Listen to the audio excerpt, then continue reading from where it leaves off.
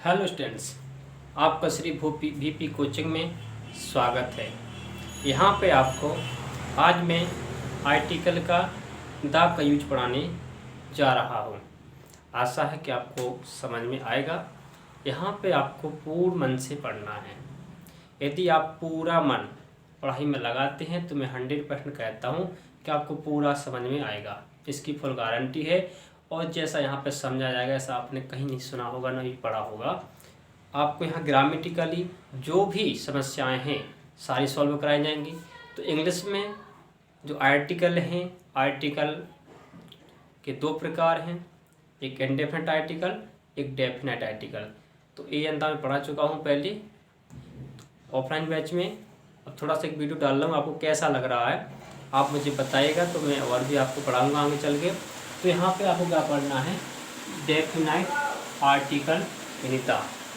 Definite article ता का use कहाँ होता है, वैसे बहुत सी जगह हैं, लेकिन यहाँ पे आपको इस चीज़ का ध्यान रखना है कि डेफिनाइट आर्टिकल जो दा है, दा का यूज विशेष काफ़ी जगह होता है, लेकिन यहाँ पे मैं केवल 3 रूल बता रहा हूँ। यदि आपको ये पसंद आता है तो मैं आगे चल के और भी बताऊँगा आपको। तो देखते हैं यहाँ पे, वैसे आता सब समझ में आएगा तुम्हें। तो डेफिनेट आर्टिकल दा, तो सुपरलेटिव डिग्री, तो आपने डिग्रियाँ पढ़ी होंगी छोटी क्लासों में। डिग्रियाँ कौन कौन सी हैं, तो यहाँ पर देखिए positive degree, comparative degree, superlative degree. जो पॉजिटिव डिग्री होता है उसमें क्या है, गुड, कंपैरेटिव माने बेटर, और सुपरलेटिव माने बेस्ट। सुपर मतलब सबसे सुपर है, कंपैरेटिव में जब किसी से तुलना की जाए तब उसमें बेटर लगेगा, और गुड पॉजिटिव डिग्री है। और वाइस माने बुद्धिमान, वाइजर और वाइजेस्ट। अब देखिएगा जब भी सुपरलेटिव डिग्री आए, सुपरलेटिव डिग्री में हमेशा क्या यूज होगा, तो दा ही यूज होगा। क्या होगा, दा यूज होगा। सुपरलेटिव डिग्री का कोई भी सुपरलेटिव डिग्री जब भी आए तब क्या यूज होगा, दा यूज होगा। इसका आप ध्यान रखना, क्योंकि एग्जाम में कई बार पूछा भी गया है, कई बार एग्जाम में आता है। 9th में आया, 10th में आया, 11th 12th में भी आता है। चलिए देखिएगा एग्जाम्पल। तो सुपर डिग्री के पहले ता का प्रयोग होता है, ये हमेशा ध्यान रखिए। जितनी भी सुपर डिग्रियां हैं आप सभी याद कर लीजिएगा, हो जाएगा पेपर में। कहीं भी आपको सुपर डिग्री दिखाई दे तो वहाँ पे आंखें मीच के ही आप ता लगा देना, ठीक है, चलेगा। अब जैसे यहाँ लिखा है, एग्जाम्पल दिया मैंने कि Babita is the best student. क्या है, Babita is the best students of the class. अब बबीता कैसी स्टूडेंट्स है, तो बबीता कैसी है, सबसे अच्छी क्या है बेटा, क्लास में। जब भी मतलब कोई भी चीज़ बताएगी जिस क्लास में अच्छा है, या उसकी कोई विशेषता मतलब सबसे अच्छा कोई चीज़ है, तो वहाँ पे क्या लगेगा, दा का यूज होगा। तो यहाँ क्या है, Babita is the best student. Babita क्या है, सबसे अच्छी स्टूडेंट है, ऑफ द क्लास यानी कक्षा की। अगला, Ankita is the most beautiful. Ankita most माने अधिक, तो Ankita is the most beautiful girl in her family. जब भी लड़की है, अंकिता है तो अंकिता लड़की है ना, अंकिता लड़की है तो अंकिता लड़की है। लड़की के लिए अपने की मीनिंग क्या होती है, हर होती है। लड़का होता तो क्या आता, हे जाता। आपको पहले ही पढ़ा चुका हूं मैं। Ankita is the most beautiful girl in her family, उसमें बताया अंकिता सबसे सुंदर लड़की है, इन हर फैमिली, अपनी फैमिली में। कहाँ सुंदर है वो, अपनी फैमिली में सबसे सुंदर लड़की है। कौन है वो, अंकिता है। अपनी फैमिली में है, ऐसे नहीं मोहल्ले भर में सुंदर हो। कहाँ सुंदर है, अपनी ही फैमिली में। जब अपनी ही फैमिली में तुलना करी जाए कि अपनी फैमिली सबसे सुंदर कौन है, तो कौन है यहाँ पे, अंकिता हो रही है। या क्लास में सबसे ज़्यादा होशियार कौन है, जब किसी से छाटा जाए, किसी भी चीज़ में से किसी को छाटा जाए यानी अलग किया जाए, उसका अच्छा चीज़ बताया कि सबसे अच्छा या सबसे बुरा है कोई भी चीज़ है, तो उसमें दा का यूज होता है जब भी अपन क्या करते हैं, कंपेयर करते हैं तो, ठीक है। अब यहाँ देखते हैं, सी इज द टेलेस्ट। टेलेस्ट माने लंबा, यानी सबसे लंबा, तो वह लड़की सबसे लंबी है। और टेलेस्ट क्या है, आपकी सुपरलेटिव डिग्री है, जो यहाँ लिखी सुपरलेटिव डिग्री है।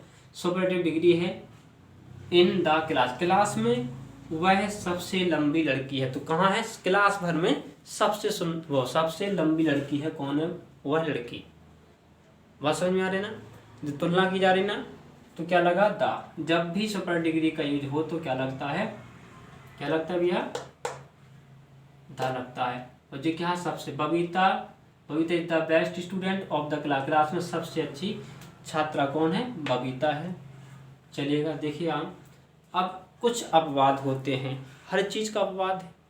जैसे मैं आपको यहाँ पढ़ाता हूँ, किसी को मेरा अच्छा लगेगा पढ़ाना, किसी को नहीं लगेगा अच्छा, सबके अलग अलग क्वालिटी, किसी को किसी का समझ में आता है, किसी को किसी और का समझ में आता है, तो यही अपवाद है। इसी प्रकार से यहाँ अपवाद देखते हैं आप, जब भी मैंने बताया यहाँ पे परंतु मोस्ट मोस्ट का प्रयोग वेरी के अर्थ में हो, वेरी माना होता है क्या भैया, बहुत, क्या होता है, बहुत। जब मोस्ट यानी मोस्ट का प्रयोग क्या हो, वेरी की तरह, यानी मोस्ट को क्या पढ़ा जाएगा, बहुत पढ़ा जाए के अर्थ में हो, तो उसके पहले दा, तो उसके पहले क्या, दा की जगह ए का प्रयोग किया जाता है। तो फिर मोस्ट की जगह क्या लगेगा, दा का यूज नहीं होगा, फिर क्या लगा जाएगा, ए का प्रयोग होगा। तो समझ में आया, जब भी मोस्ट को क्या पढ़ाया जाएगा, वेरी माने बहुत पढ़ा जाए, तो क्या लगाएंगे अपन, ए आर्टिकल का यूज करेंगे।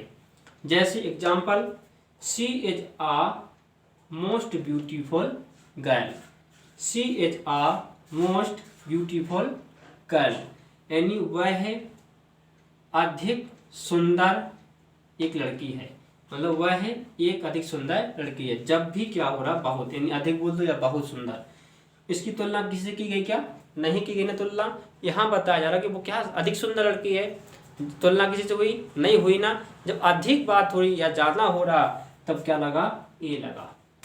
जबकि यहाँ क्या लगा, दा, यहाँ देखो मैंने दा लगाया, यहाँ दा क्यों लगाया, आपको समझ में आया, यहाँ कंपेयर किए, फैमिली में सबसे ज्यादा सुंदर है उसको कंपेयर किया जा रहा, वो यहाँ पे किसी से कंपेयर नहीं किया जा रहा, तो क्या लगा हमने, ए लगाया। फिर this is a most useful reference book, यह किताब, यह बुक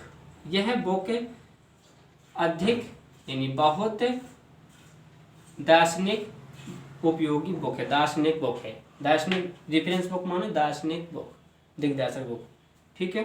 तो this is a most useful reference book है, तो यह रिफरेंस उपयोगी, यानी यह है मोस्ट माने बहुत, यह बहुत उपयोगी रिफरेंस बुक है। समझ में आया होगा। यदि कहीं समझ में नहीं आता है आप हमें कमेंट कीजिएगा, हम दोबारा से आपको समझाने का पूरा प्रयास करेंगे। चलिएगा देखते हैं आगे। अब एक बात का ध्यान रखना है, जब मोस्ट का अर्थ, अब मोस्ट का दूसरा बात, जब मोस्ट MOST मोस्ट का अर्थ अधिकांश, क्या हो गया, अधिकांश हो, अधिकांश हो, तो अधिकांश माने जब कहते हैं अधिकांश लड़के ऐसे होते हैं, अधिकांश स्टूडेंट्स पढ़ते हैं, जब भी ऐसी बात की जाए तब क्या करना है, तो जब मोस्ट का अर्थ अधिकांश हो तो कोई भी आर्टिकल प्रयोग नहीं करते हैं, ना तो ए लगेगा, ना ही एन लगेगा, ना ही दा लगेगा, मतलब कोई भी आर्टिकल यूज नहीं करना है। जब भी आपको देखिएगा उसका, जब आप सेंस निकालेंगे, टेंस का अर्थ निकालते हैं तभी समझ में आएगा, जब तक आप उसका हिंदी सेंस नहीं निकाल पाएंगे आपसे आर्टिकल सही से नहीं बनने वाला है। तो देखिएगा, the most bird can fly, यहाँ पे बताया जा रहा है कि जो अधिकतर पक्षी हैं वो क्या उड़ सकते हैं, पक्षी तो वास्तव में उड़ते हैं ना पक्षी, इंसान उड़ता है क्या, इंसान उड़ता नहीं है, वो तो सपनों में उड़ता है मान लिया ना।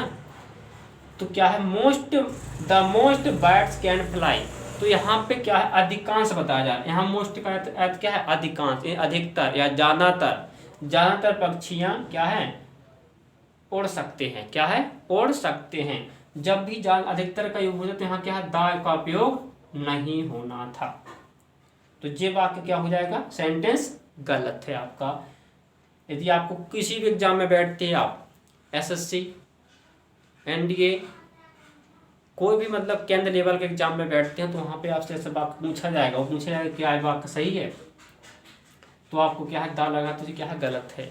समझ लेंगे, मोस्ट के आगे दा नहीं लगना, क्यों लगना, क्योंकि यहाँ पे क्या बताए, अधिकांश का अर्थ निकल रहा है, जबकि यहाँ पे मोस्ट यहाँ दान लगा है, तो तीनों के अच्छे समझना भैया, है ना। अब यहाँ कह रहा है मोस्ट बर्ड कैन फ्लाई, तो हमने मोस्ट हटा दिया, तो ये वाक्य क्या हो जाएगा, सही, यानी ये सेंटेंस सही हो जाएगा।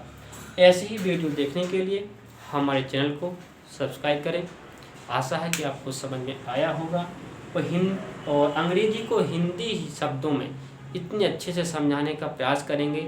आप केवल हमारा सपोर्ट कीजिएगा और मेरा पूरा विश्वास है कि आपको ये वीडियो पसंद आएगा, तो आप लाइक करेंगे और प्रत्येक बच्चे तक इस वीडियो को भेजें, ताकि जो बच्चे गरीब हैं, वो ऑफलाइन क्लास नहीं ले पाते हमारे यहाँ पे या कहीं पर भी, तो वो घर से बैठ के भी अपनी पढ़ाई कर सकते हैं अच्छे से। और मैं दा का भी और आपको डिटेल पढ़ाऊँगा, इससे आप निष्फिक्र हो जाएगा। यहाँ पे बकवास नहीं, यहाँ पे पढ़ाई होगी केवल। आप केवल हमसे जुड़े रहिएगा। यहाँ पे एक ही विषय की तैयारी नहीं, यहाँ पे सभी विषयों की तैयारी कराई जाएंगी। आप केवल जुड़े रहिए। कोई भी एग्जाम हो, बिहार हो, यूपी बोर्ड हो, चाहे एमपी बोर्ड हो, चाहे केंद्रीय लेवल का एग्जाम, कोई भी एग्जाम हो, आप जब तक आपकी नींव मजबूत नहीं होगी, कोई भी एग्जाम नहीं निकाल पाएंगे आप। इसलिए नींव मजबूत कीजिए। लेकिन नींव मजबूत करना है, आपको बेस अच्छा करना है, तो जुड़े रहिएगा हमसे श्री पीपी कोचिंग से। वीडियो देखने के लिए धन्यवाद।